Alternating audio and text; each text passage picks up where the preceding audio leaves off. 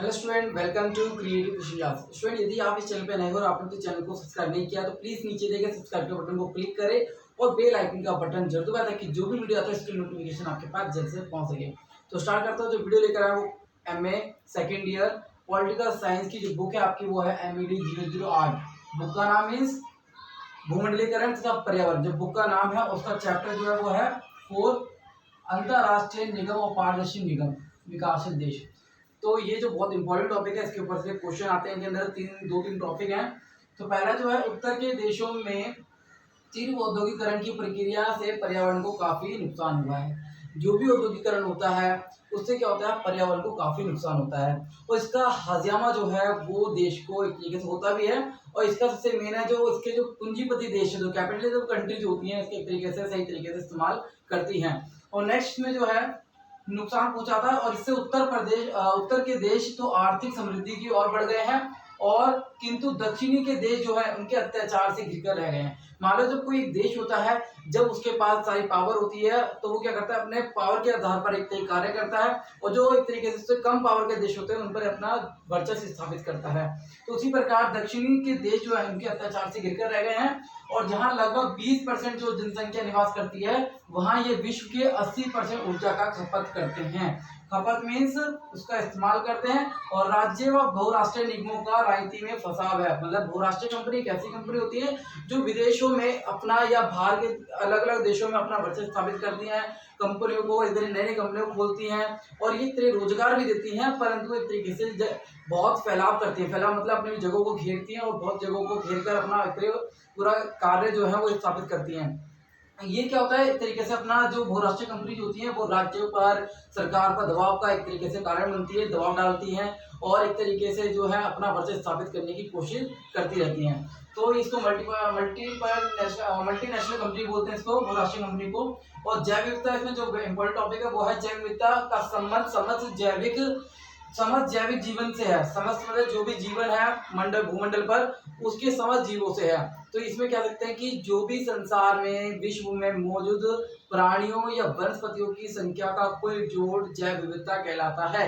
तो यह भी आप इसमें लिख सकते हैं और ये भूमंडल का भाग होता है और यह एक अच्छा तरीका है। ये क्या करता है, ये जैविक संसाधनों का टिकाऊ और उपयोग तरीका का राष्ट्रीय योजना का तरीका बहुत अच्छा है। इसमें क्या होता है, जानवर एक तरीके जो भी स्पीसीज है, मतलब कि जो भी जैव विविधता है वो उसी तरीके से गणना करने में आसानी होती है। नेक्स्ट इसमें क्या है, अनुवांशिक संसाधनों द्वारा प्राप्त लाभ। जो भी अनुवांशिक जो लाभ होता है उसको प्राप्त जो लाभ होता है उसको न्यायिक ढंग से बंटवारा करने की कोशिश करता है और ये सतत विकास को बढ़ावा देने की कोशिश करता है ताकि सतत विकास मतलब सबके लिए हित के लिए कार्य किया जा सके।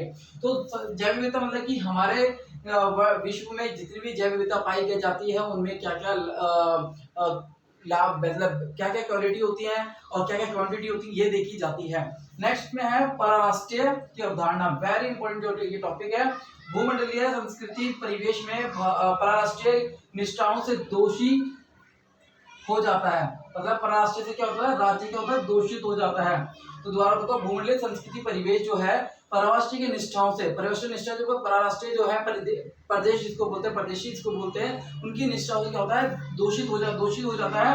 और परराष्ट्रीय की एक प्रक्रिया है जिसके अंतर्गत परदेशी ऐसे सामाजिक क्षेत्रों का निर्माण करता है जो उनके मूल देश और निवास स्थान वाले देश को जोड़े रखता है। तो मैं बताता हूँ परराष्ट्रीय क्या होता है, जिसको प्रदेश कहा जाता है। इसमें क्या होता है, ये एक ऐसे क्षेत्र की स्थापना करते हैं जहां पर उनके अंतर्गत जो भी है उनके मूल निवास हो और स्थान वाले देश को एक तरीके से जोड़े रखता है और इन्हें अप्रवासी भी कहा जाता है। और ये एक तरीके से अप्रवासी जो होते हैं वो एक तरीके से एक स्थान से बदलकर दूसरे स्थान पर जाकर वहां पर एक नई व्यवस्था को जन्म देते हैं। तो इसको परादर्शी व्यवस्था कहते हैं। इसके अलावा इसके आगे क्या है वो मैं आपको बताता हूँ। इन पराराष्ट्रीय सामाजिक क्षेत्रों के कुछ हद तक आर्थिक व्यय और दान के माध्यम से पारिवारिक संबंध जो है वो बने रहते हैं। पारिवारिक जो है संबंध के बने रहते हैं किसके द्वारा, आर्थिक व्यय और दान के द्वारा। यह पारदर्शी अनुभव का विकास मजबूती से भूमंडलीकरण और पूंजीवाद की बदलती हुई परिस्थितियों से जुड़ा हुआ है। जो भी पूंजीवाद की जो परिस्थिति बदल रही है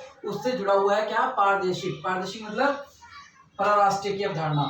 नेक्स्ट ये पराराष्ट्रीय के रोजमर्रा की जिंदगी की क्रियाओं और सामाजिक संबंधों से भी जुड़ा है। जो भी रोजमर्रा की जिंदगी क्रियाएं जो है उनसे भी जुड़ा हुआ है। तो परादेश जो पराराष्ट्रीय जो होता है इसकी अवधारणा इंपॉर्टेंट है।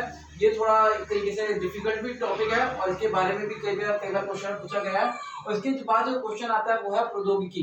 प्रौद्योगिकी मतलब टेक्नोलॉजी के क्या है, उसके उदय के कारण क्या होते हैं, उसका प्रभाव क्या पड़ता है, तो उसके बारे में भी आप लिख सकते हैं। तो ये प्रौद्योगिकी जो होता है कि प्रौद्योगिकी का किस प्रकार तकनीकी के द्वारा विकास हो रहा है उसको प्रौद्योगिकी कहते हैं। तो स्टूडेंट जो वीडियो थी वो सबसे मेन आपके 4 चैप्टर के बेस पर थी। बहुराष्ट्रीय जो कंपनी बहुराष्ट्रीय निगम जो है पारदर्शी निगम और एक विकास के ऊपर थी। और एक बुक जो आपको बताई मैंने जो MED 008 जो है उसके बेस पर थी। और इसमें सबसे मेन जो इम्पोर्टेंट टॉपिक जो आपका वो है पराराष्ट्रीय की अवधारणा।